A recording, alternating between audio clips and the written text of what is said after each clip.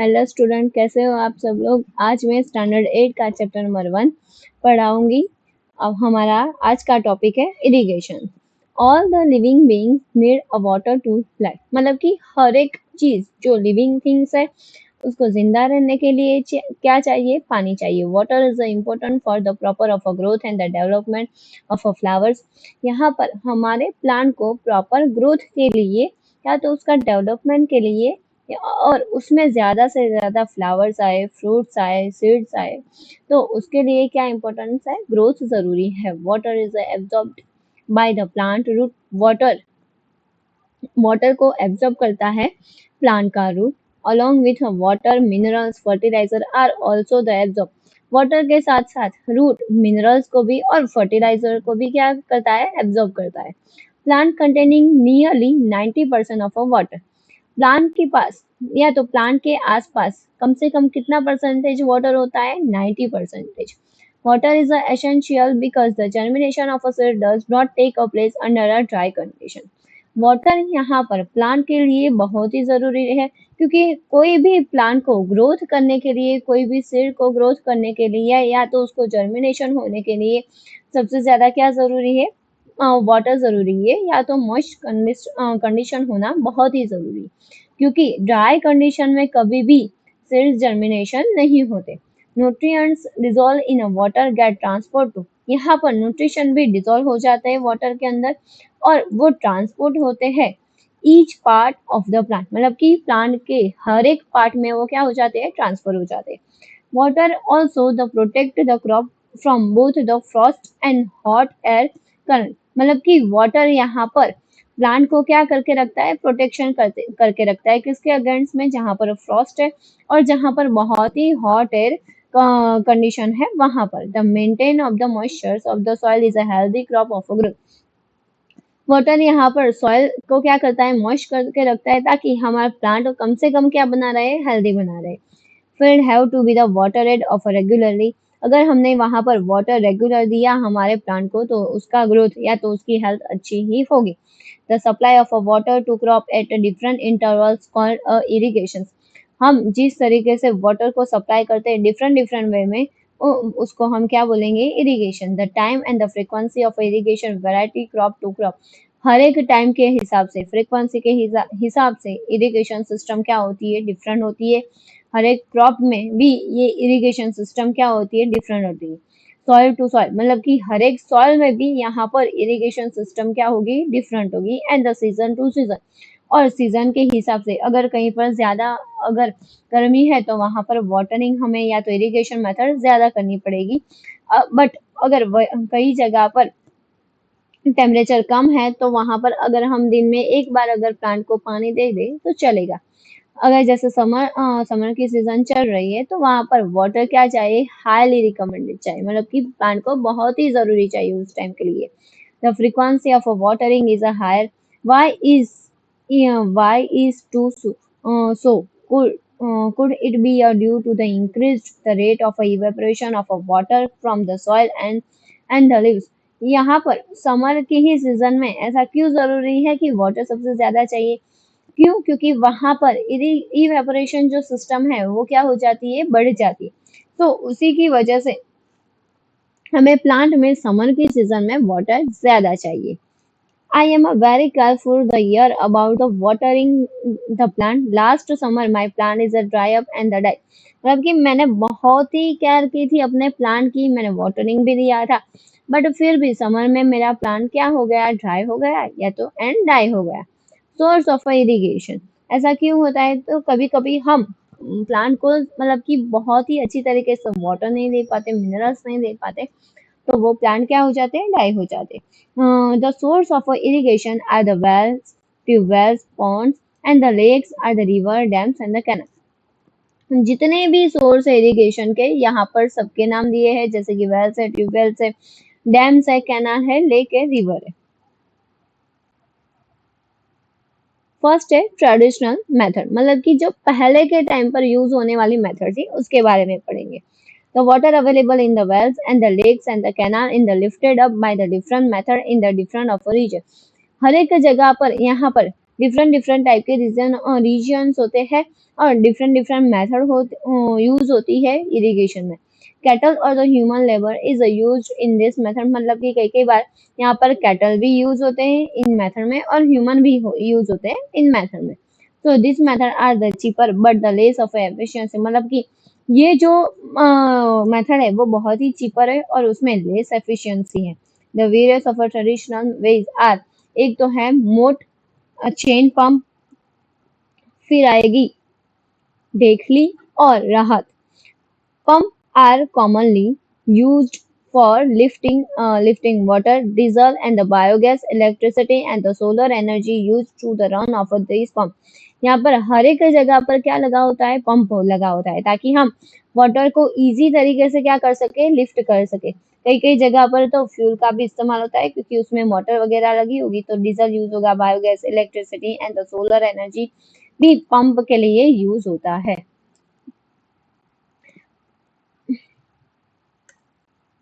ये है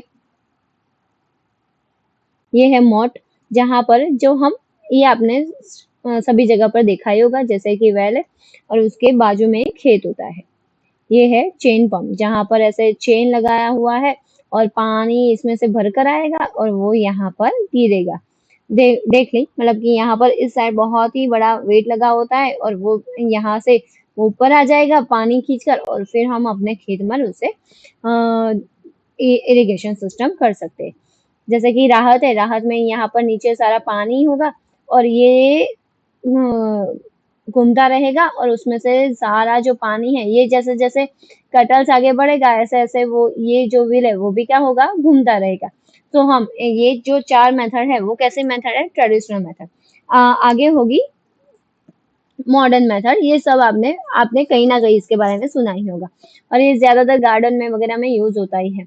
modern method of irrigation help us to the use of water of economically. ये जो modern method है वो कहाँ पर यूज होती है, इरिगेशन में। The main method use are as the follow. यहाँ पर दो मेन मेथड है, एक तो sprinkler system, this is the system is a more useful on the uneven land. ये सबसे ज्यादा यूज होती है अनइवन लैंड पर, मतलब कि उसका लेवलिंग ठीक से नहीं हुआ हो, sufficient water is not available, और जहाँ कहीं पर ज्यादा वाटर अवेलेबल नहीं है वहां पर भी हम ये मेथड यूज कर सकते हैं। द परपेंडिकुलर पाइप, यहाँ पर क्या बोला है कि परपेंडिकुलर, जैसे कि आप यहाँ पर देखा कि ये उसका जो शेप है वो किस शेप का बना रहा है, परपेंडिकुलर। तो पाइप को यहाँ से एक मेन पाइप होती है और वहां से यहाँ पर सब सारी सब पाइप से लगी होती है और यहाँ पर एक परपेंडिकुलर पाइप लगाते हैं। Perpendicular pipe having a rotating of a nozzle, और यहाँ पर ये जो नोजल लगाता है वो क्या करेगा, कंटिन्यूसली ऐसे गोल गोल गोल गोल घूमता रहेगा। तो चारों और ये पानी का स्प्रिंकल पानी का स्प्रिंकल हो जाएगा और हमारे क्रॉप को अच्छे से पानी मिल जाएगा और उसमें पानी भी ज्यादा वेस्ट नहीं होगा। The perpendicular pipe having a rotating of a nozzle on the top are the joined to the main of a pipeline at the regular intervals, मतलब कि यहाँ पर मेन पाइपलाइन से जुड़ा होता है और वो रेगुलर इंटरवल्स में, या तो रेगुलर और इंटरवल्स में भी हम उसे पानी दे सकते हैं। When the water is allowed to the flow through the main pipe, जहाँ यहाँ से अगर हम ये मेन पाइप को ऑन कर देंगे, allow to flow through the main pipe under the pressure with the help of a pump, और यहाँ पर पंप भी होगा, it is escape from the rotating nozzle, और वहां पर ये जो रोटेटिंग नोजल है वो भी क्या करेगा, वो करेगा। It gets a sprinkle on the crop as if it is a raining of a sprinkle is a very useful for the sandy soil। यहाँ पर ऐसा लगेगा कि जैसे बारिश हो रही है, ऐसे यहाँ पर पानी की बूंदें गिरती रहेगी। ये ज्यादा जहाँ पर सैंडी सॉइल है वहां पर वेरी यूजफुल है ये method.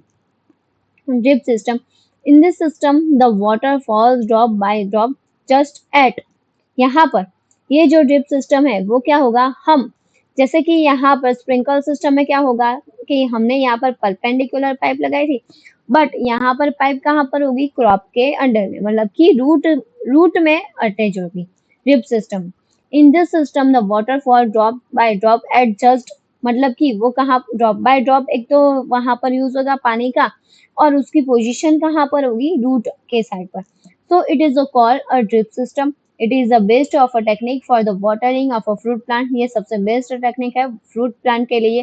Garden and the trees, the system of provide the water to plant drop by drop. यहाँ पर जो भी पानी आएगा वो कैसे आएगा, ड्रॉप बाय ड्रॉप आएगा, तो ज्यादा पानी यहाँ पर वेस्ट ही नहीं होगा।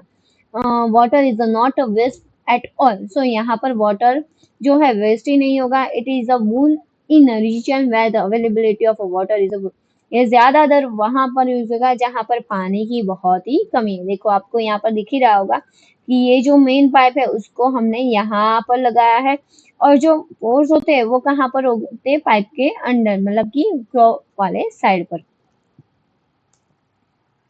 प्रोटेक्शन फ्रॉम विड्स, यहाँ पर अगर हम अपने प्लांट को कैसे प्रोटेक्ट कर पाएंगे विड्स से उसके बारे में पढ़ना होगा।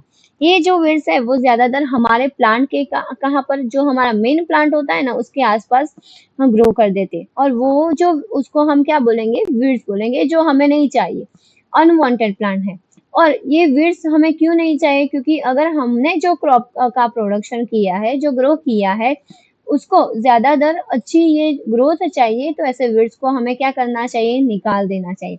क्योंकि ये विड्स क्या करते हैं, हमारे क्रॉप के साथ कंपटीशन करते हैं, कहाँ कहाँ पर, लैंड पर, सनलाइट में, और न्यूट्रिशन में, मिनरल्स में, सारी जगह पर, उसकी स्पेस में, और क्या करेंगे, कंपटीशन करेंगे। तो उससे बेहतर ही है कि हमें हमारा प्लांट का ग्रोथ अच्छा चाहिए, तो हमें विड्स को क्या कर देना चाहिए, निकाल ही देना चाहिए। Ujjain apparently went to the nearby wheat field and showed her where the some of other plant in the field. बुजो और पहली एक बार उसके नियर, मतलब कि उसकी नजदीकी जगह के खेत पर गए, और उन्होंने वहां जाकर देखा कि वहां पर वीट का क्रॉप लगा था, और उसके बीच बीच में कई ऐसे प्लांट थे डिफरेंट टाइप के। Have these other plants be planted of a purpose, मतलब कि क्या वो प्लांट किसी पर्पस के लिए ग्रो किए थे, नहीं। In a field, the many other undesirable plant may grow naturally along with the crop. मतलब कि ऐसे प्लांट जो हमें नहीं चाहिए और अनडिसाइरेबल है, मतलब कि वो हमें नहीं चाहिए और वो ऐसे ही ग्रो हो गए नेचुरली तरीके से। This undesirable plant are called weeds. तो ऐसे प्लांट को हम क्या बोलेंगे, weeds बोलेंगे। The removal of a weeds it's called a weeding. अगर हमने उसको रिमूव कर दिया तो उस प्रोसेस को हम क्या बोलेंगे, weeding बोलेंगे। weeding is a necessary since the weed competed with the crop plant for the water, nutrients, space and the light. मैंने पहले ही बोला कि weeds क्या करेगा, हमारे क्रॉप के साथ ये सारी चीजों में कंपटीशन करेगा। Thus they are the affect the growth of the crop, और उसको अफेक्ट भी करता है हमारे ग्रोथ के, हमारे क्रॉप के ग्रोथ पर। Some weeds interfere even a harvesting and may be the poisonous of animals and the human of a being. कुछ यहाँ पर weeds ऐसे भी होते हैं जो हमारे हार्वेस्टिंग के दौरान क्या करेंगे, वो इंटरफियर करेंगे, और मे बी वो ऐसा भी हो सकता है कि वो पॉइजन हो एनिमल्स के लिए और हमारे लिए। Farmer adopt the many ways of remove weeds and control their growth. Farmer यहाँ पर बहुत सारे वे को क्या करता है, अडॉप्ट करता है weeds को कंट्रोल करने के लिए और उसको ग्रोथ करने के लिए, उसके ग्रोथ को मिटाने के लिए। Tilling before the showing is a crop is a help to the uprooting and the killing the weeds. जब भी वो टीलिंग करता है तो उसमें जो जो अनवांटेड प्लांट्स अपने खेत में ग्रो कर जाते हैं, वो तब उस टाइम क्या कर देता है, उसके रूट को निकाल देता है या तो फिर उसे किल कर देता है। विच मे then dry up and get mixed with the soil. तो ये ड्राई हो जाने के बाद वो क्या करते हैं, सॉइल को मिक्स कर देते हैं। The best time for the removal of weeds before they are the produce of flower and the seeds. अगर यहाँ पर weeds को हमें रिमूव करना है तो उसका बेस्ट टाइम है फ्लावर के आने से पहले, या तो सीड्स को हमने यहाँ पर सॉइल के अंदर ग्रो करने के लिए, जर्मिनेट होने के लिए डाला है उससे पहले। The manual removal of includes the physical removal of weeds by the uprooting and the cutting them and the close to the ground from the time to time. यहाँ पर हम उसे मैन्युअल भी रिमूव कर सकते हैं। अगर हम मैन्युअल उसे रिमूव कर रहे हैं तो हमें हर वक्त उसका ख्याल रखना है कि टाइम टू टाइम उसे कट कर दे, या तो अपरूटिंग मतलब कि उसे रूट में से ही बाहर निकाल दे।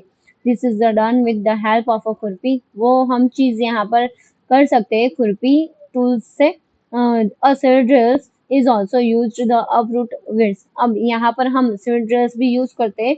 ज्यादातर सीड ड्रिल्स से क्या होता है, जब भी हम सीड ड्रिल्स मेथड करते हैं तब ये weeds है वो क्या हो जाते हैं, ऊपर आ जाते हैं। Weeds are also the control by the using a certain a chemical called a weedicides। जो यहाँ पर केमिकल इस weeds को कंट्रोल करते हैं, उसका ग्रोथ कंट्रोल करते हैं, उसको मतलब कि प्लांट को अपरूटिंग कर देते हैं।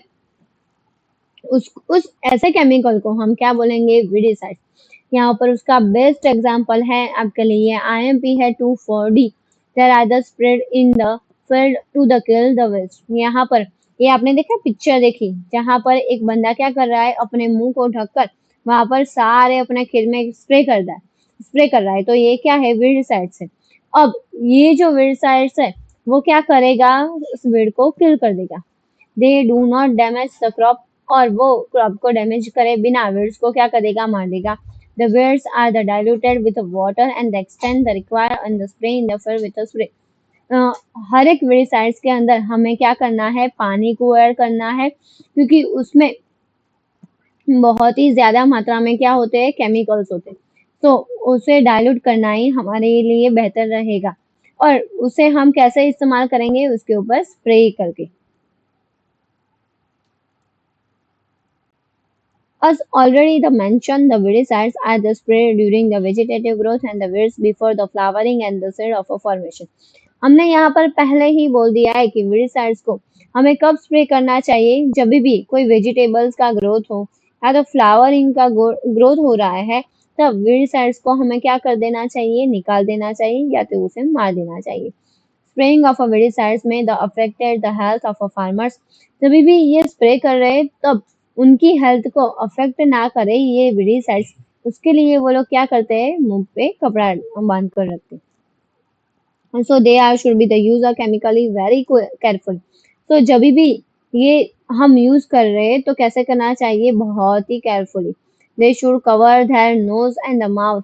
वो लोग कवर करके रखते हैं अपना नोज और mouth with the piece of cloth during a spraying of this chemical. Harvesting। Harvesting of a crop is an important task. The cutting of a crop after it's a mature, it's called a harvesting। यहाँ पर जब भी crop हमारा grow हो जाता है तो हमारे लिए ये सबसे इम्पोर्टेंट टास्क होता है हार्वेस्ट कर लेना उसके।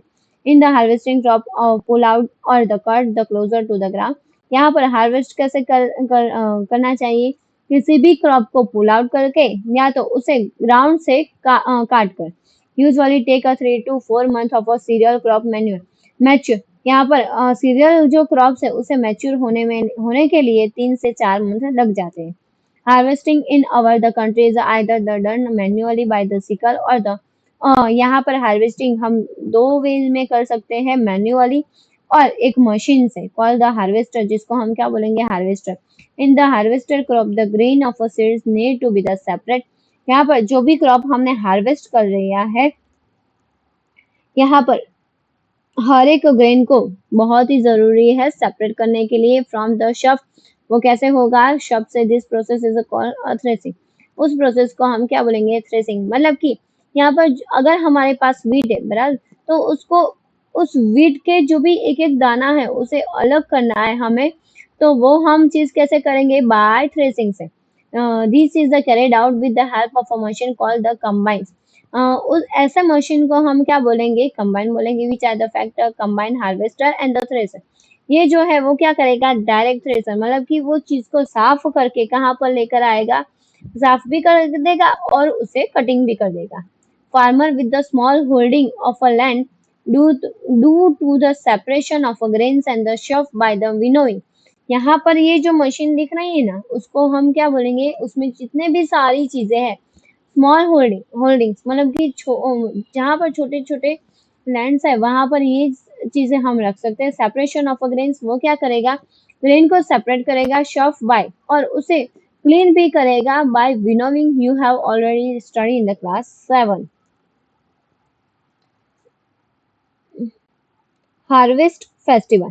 कई कई जगह पर अगर किसी फार्मर का यहाँ पर क्रॉप बहुत ही अच्छा हुआ है उस दौरान, तो वहां पर वो लोग क्या मनाते हैं, फेस्टिवल मनाते हैं। After the 3 or 4 month the hard work, वो 3 से 4 महीने बहुत ही ज्यादा काम करते हैं। There comes the day of the harvest. तो 3 4 महीने के बाद एक दिन आता है जहाँ पर वो क्रॉप का क्या कर देते हैं, हार्वेस्ट कर देते हैं। Site of a golden of a field of a standing of a crops laid with the grains and the fill of a heart of a farmer with a joy and the sense of a well of a week। तो यहाँ पर उनका जो ये golden time है वो आ गया है। वो लोग उस टाइम को क्या करेंगे, एंजॉय करेंगे। The efforts of the past season have born of a fruits, it's the time of a relax and the enjoy return। तो अब उनका जो टाइम है वो कैसा है, रिलैक्स करने का। तो वो लोग क्या करेंगे, थोड़ा सा यहाँ पर एंजॉयमेंट करेंगे। The period of harvest is दस द ग्रेट ऑफ जॉय। तो उनके लिए जो ये हार्वेस्ट है वो क्या है, ग्रेट जॉय है, हैप्पीनेस है। In all of the India, हमारे ऑल इंडिया में mens and women are the celebrated it with great of मतलब कि यहाँ पर मेंस और वुमेन्स है वो स्पेशल फेस्टिवल क्या करेंगे, एसोसिएट करेंगे with the harvest season are the, जैसे हार्वेस्ट सीजन में जैसे कि यहाँ पर पोंगल है, बैसाखी है, होली, दिवाली, नबन्या एंड बिहू, ये सारे फेस्टिवल क्या है, यहाँ पर हार्वेस्टिंग के फेस्टिवल है। स्टोरेज मेन यहाँ पर चीज है, स्टोरेज। अब हमने हार्वेस्ट तो कर ली है क्रॉप का, बट उसे कैसे स्टोरेज करना है, उसे कैसे मेंटेन रखना है, वो बहुत बड़ी चीज है। Storage of a produce is an important task. यहाँ पर स्टोरेज बहुत ही मतलब कि इम्पोर्टेंट टास्क है। If the crop of a grain are to be the kept in the longer time, अगर हमें किसी क्रॉप को लॉन्ग टाइम के लिए रखना है, they should be the shape from the moisture. तो उसे हमें किस किस चीजों से बचाना है, मॉइस्चर से, इंसेक्ट से, रैट से एंड द माइक्रो ऑर्गेनिज्म से। The fresh crop has the more of a moisture, जो मतलब कि क्रॉप फ्रेश होते हैं उसमें बहुत ही मॉइस्चर होता है। If the freshly harvested grain are store without the drying, अगर हमने ऐसे फ्रेश हार्वेस्ट किए हुए सीड्स को, मतलब कि उस सेल को विदाउट ग्रेन करे हुए यहाँ पर डायरेक्ट अगर ड्राई करे बिना ही डायरेक्ट स्टोर कर दिए तो वो क्या हो जाएंगे, बिगड़ जाएंगे। दे मे बी गेट स्पॉइल और the attacked by the organism, तो वो जल्दी स्पॉइल हो जाएंगे और ऑर्गेनिज्म उसके ऊपर क्या कर लेंगे, अटैक कर लेंगे। Losing their of a germination of a capacity, और ये सीड क्या करेंगे, अपनी जो जर्मिनेशन कैपेसिटी है वो क्या कर देंगे, खो देंगे। As before the storing them, grain are the properly dried in the sun that reduce the moisture in them। So यहाँ पर बेटर है कि किसी भी अगर हम क्रॉप को स्टोर कर रहे हैं लॉन्ग टाइम के लिए तो उसको ड्राई करना बहुत ही जरूरी है। तो हम उसे ड्राई कैसे करेंगे, सनलाइट में 3 से 4 दिन के लिए रख कर उसके अंदर जितना भी मॉइस्चर होगा वो क्या हो जाएगा, निकल जाएगा। This is the prevent attacked by the insect, paste, bacteria, fungi. तो ये अगर हमने सनलाइट में उसे ड्राई करने के लिए रख दिया है तो अब ये पूरी तरीके से तैयार है, हाँ, उसको स्टोर करने के लिए। अब वहां पर कोई फंगस भी नहीं लगेगा, बैक्टीरिया भी उसके इन्फेक्शन में नहीं आएंगे। Farmer store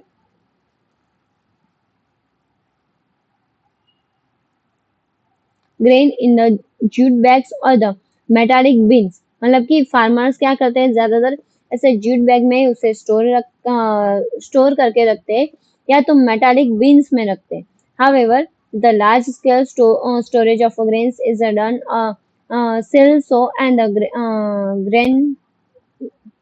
grenarious to the protect them from the pest like rats and the insect। अगर हमें बहुत ही लार्ज स्केल में उसका प्रोडक्शन करना है तो हम कुछ ऐसे ही उसका यहाँ पर स्टोरेज कर सकते हैं और ये सारी चीजें उसे बचाएंगी इंसेक्ट से और रेड से। The red of neem leaves are the used for the storing of food grains. कई कई बार हम जो नीम के पत्ते हैं वो भी वहां पर रखते हैं स्टोरिंग के स्टोरेज के टाइम, ताकि हमारा जो फूड ग्रेन्स है वो बिगड़े नहीं। हम एक्चुअली मतलब कि हम अपने हमारे घर पर ऐसा करते हैं। For the storing of a large quantity of grains in the big of go down and the specific chemical treatment and the require to protect them from the pest and the microorganism। अगर आपको उस crop को बड़े ही large quantities में उसे store करना है तो हम क्या करेंगे, उसके ऊपर स्पेसिफिक केमिकल ट्रीटमेंट देंगे, फिर उसको स्टोर करेंगे ताकि उसके ऊपर कोई माइक्रो ऑर्गेनिज्म ना आ जाए और कोई इंसेक्ट ना आ जाए। आफ्टर यहाँ पर कुछ एक्टिविटी दी है, फूड फ्रॉम द एनिमल। यहाँ पर जो भी मतलब कि मिल्क दिया है तो मिल्क हमें कहाँ से मिलेगा, काउ, बफेलो, शी, गोट, सी, कैमल। यहाँ पर आप एनिमल की बात हो रही है तो आप यहाँ पर हनी भी लिख सकते हो, और उसमें से जो हमें हनी भी मिलता है वो, और भी कई है, मतलब कि फिश है, बराबर, एग है, तो ये सारी चीजें आप यहाँ पर लिख सकते हो। नेक्स्ट पॉइंट है animal food from the animal, मतलब कि एनिमल में से हमें कौन कौन से फूड मिलते हैं उसके बारे में। After the completing this table, you have the must have with that the like a plant and the animal also provide with a different kind of a food. आपको पता ही होगा कि प्लांट और एनिमल में से हमें बहुत सारे डिफरेंट डिफरेंट टाइप के फूड्स मिलते हैं। Many people living in the coastal area they consume the fish as a major of a part there of a diet. अगर जो लोग कोस्टल एरिया में रहते हैं तो वहाँ के लोग ज्यादातर फिश खाना और राइस खाना ज्यादा पसंद करते हैं। In the previous of classes you have the learn about the food that we are the obtained from the plant. मतलब कि हमने लास्ट प्रीवियस क्लास में ही पढ़ा था कि फूड के बारे में और वो प्लांट के बारे में। We have just seen that the process of a crop production involve the number of a step like a section, seed, sowing, etc. और उसके स्टेप के बारे में भी हमने यहाँ पर पढ़ा। Similarly, the animal are the rate at a home in the farms have to be the provide with a proper of a food, shelter and care. Farmers यहाँ पर अपने घर पर यहाँ पर क्रॉप प्रोडक्शन के साथ साथ एनिमल को भी रख सकता है, उसका मतलब, और उसको क्या करना चाहिए, प्रॉपर प्रोवाइड उसे मतलब कि सारी चीजें देनी चाहिए एनिमल को, जैसे कि फूड है, शेल्टर है, care. When this is done on the large scale called the animal husbandry. अगर यही चीज आप बहुत बड़ी मतलब कि लार्ज स्केल में कर रहे हो तो उसको हम क्या बोलेंगे, animal husbandry. Fish is a good for the health. We get the a liver oil from fish which is rich in the vitamin D. Fish बहुत ही हेल्दी है, उसमें कौन सा विटामिन होता है, विटामिन डी होता है। तो स्टूडेंट यहाँ पर हमारा ये जो चैप्टर नंबर 1 है वो कंप्लीट हुआ। मिलते हैं हम नेक्स्ट लेक्चर में, तब तक के लिए बाय बाय। और अगर आपको मेरे वीडियो पसंद आए तो मेरे चैनल को सब्सक्राइब करना ना भूलें।